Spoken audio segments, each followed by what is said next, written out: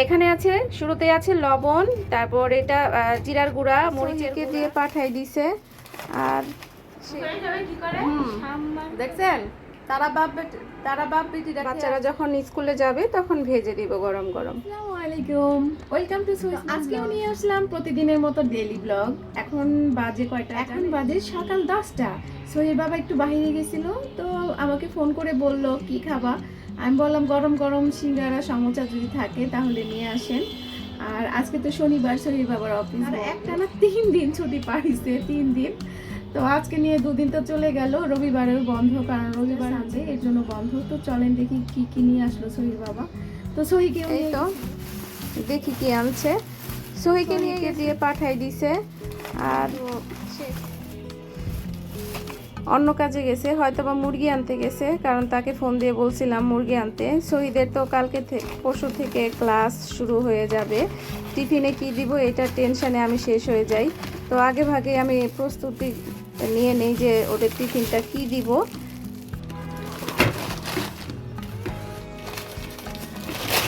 দেখেন তো কি অবস্থা, ছিটতেই হলো।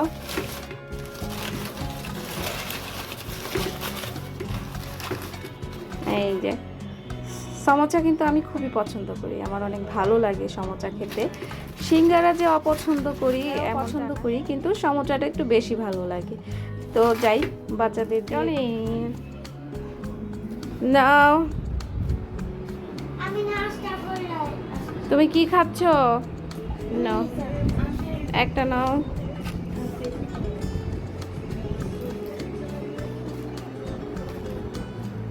বসে পড়ছি খেতে, বড় মেয়ে নিয়ে নিল।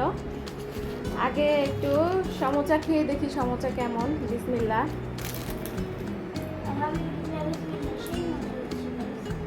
অনেক মজা, অনেক মজা।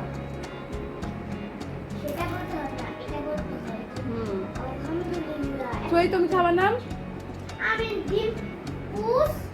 সোহি দেখেন, সোহি নাস্তা করে আসছে। এদিকে আসো, তুমি কি খাইছো? ডিম পোস্ট আর পরোটা, 2টা পরোটা আর ডাল ভাই। কি করে? দেখছেন তারা বাপ বেটি দেখে আসছে। অবশ্য সোহি বাবা বলছিল তুমি কি খাবা, ডাল পরোটা খাবা নাকি। বড় মেয়েরে জিজ্ঞেস করলাম, ও খাবে না, তাই বললাম এগুলো নিয়ে আসতে। ওখানে সবাই আমাকে সম্মান করে। তোমার বাবার অফিসের সামনে সম্মান তো করবে। তো ব্লগটি শুরু করে দিয়েছি, সবাই কন্টিনিউ থাকবেন আমার পাশে। এখানে আমি স্লাইস করে আলুগুলো কেটে নিছি, দেখেন সুন্দর করে। এগুলো দিয়ে কি করব জানেন? ফ্রেঞ্চ ফ্রাই করব, একদম রেস্টুরেন্ট স্টাইলে ফ্রেঞ্চ ফ্রাই করব। আসলে আমারটা একটু মোটা হয়ে গেছে, পারলে আপনারা আরেকটু চিকন করে নেবেন। তো আলুটা ভালো করে ধুয়ে এই যে হাঁড়ির মধ্যে দিয়ে দিছি, পরিমাণ মতো পানি দিয়ে দিছি। এটা আসলে 50% সিদ্ধ করে নিব। তো সিদ্ধ করার আগে কি কি দিতে হবে এটা দেখাই দিচ্ছি। অল্প একটু ধনিয়া গুঁড়া, অল্প একটু জিরার গুঁড়া, অল্প হলুদের গুঁড়া, অল্প মরিচের গুঁড়া, স্বাদ মতো লবণ, একটু নাড়া দিয়ে দিচ্ছি। এখন আমি এটা চুলায় বসিয়ে চুলার আগুনটা জ্বালিয়ে দেব। 50% আলু সিদ্ধ করা শেষ, দেখেন কি সুন্দর। এখন এগুলো ফ্যানের বাতাসে শুকাই দিব। এটা সুন্দর করে শুকিয়ে আসলে, পানি যেন না থাকে গায়ে, তারপর ভাজার প্রসেস করে নিব।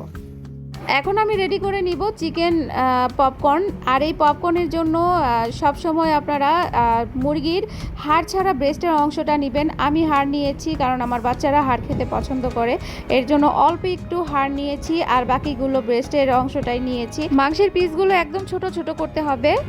এখানে আছে, শুরুতে আছে লবণ, তারপর এটা জিরার গুঁড়া, মরিচের গুঁড়া, এটা হচ্ছে গরম মশলার গুঁড়া, তারপর হচ্ছে গিয়ে ধনিয়া গুঁড়া, সাদা গোলমরিচের গুঁড়া, কালো গোলমরিচের গুঁড়া। এই দুইটার মধ্যে যে কোনো একটা দিলে হয়।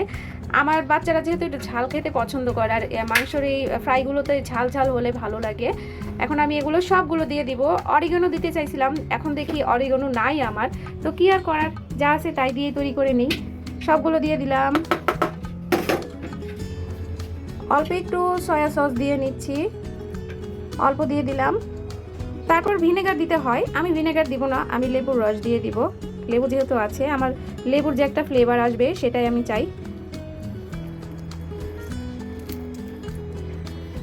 এখনকার লেবুগুলো এত খারাপ, মানে এত কষ্ট লেবুর রসগুলো বের করতে, রসগুলো সহজে বেরও হয় না।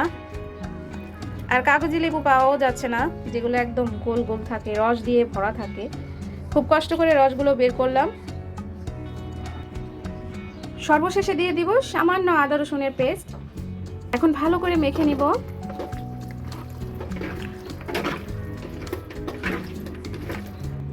সুন্দর করে মাখা হয়ে গেছে। এখন 20 মিনিটের জন্য ম্যারিনেট করে রেখে দিব। 20 মিনিট পরে আসি। মাংসটা একটা সাইডে রেখে এখন চলে আসলাম এই যে আলুগুলো নিয়ে। আলুগুলো একদম ঠান্ডা হয়ে গেছে। উপর দিয়ে কর্নফ্লাওয়ার ছিটিয়ে দিচ্ছি আর পানিও দিয়ে দিচ্ছি।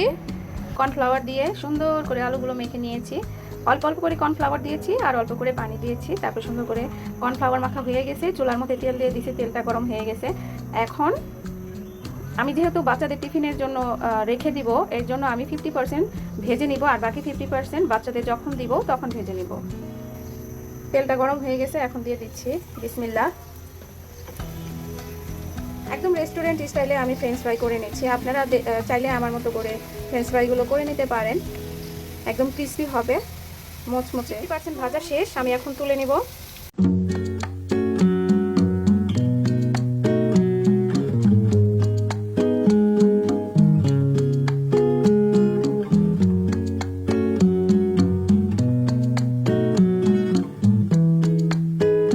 এই কয়টা এখন বাচ্চাদের ভেজে দিব, আর একটু খেয়ে দেখবে কেমন টেস্টটা কেমন আসলে।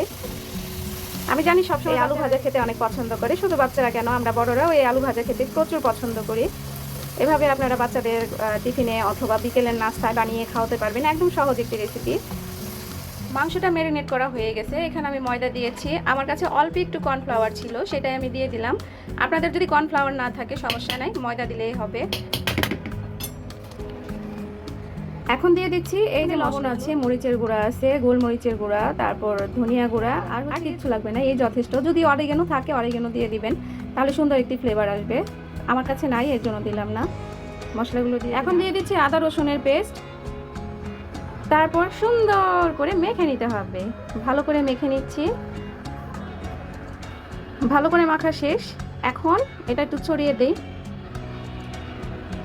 চিকেন পিসগুলো দিয়ে দিই, খাবার ছোট ছোট, দেখতে ছোট, খেতে দারুণ। তো এইভাবে আমি সবগুলো একটা একটা করে সাজিয়ে নিলাম। এখন সুন্দর করে মেখে নিতে হবে যেন এই ময়দাগুলো মাংসের মধ্যে সুন্দর করে লেগে যায়। তো এই যেভাবে করে আমি মেখে নিয়েছি। তারপর আমি যেহেতু ফ্রোজেন করে রাখবো, এর জন্য ছড়ানো একটি প্লেটে এরকম সুন্দর করে মেখে একটা করে রেখে দিব। এই যে এটা ছড়ানো একটা প্লেট, এখানে আমি সুন্দর করে রেখে দিচ্ছি। আবার দেখিয়ে দিলাম। এই তো দেখেন, খুব সুন্দর করে আমি মেখে এই ছড়ানো প্লেটে রেখে দিয়েছি। এখন ডিপ ফ্রিজে রেখে দিব। বাচ্চারা যখন স্কুলে যাবে তখন ভেজে দিব গরম গরম।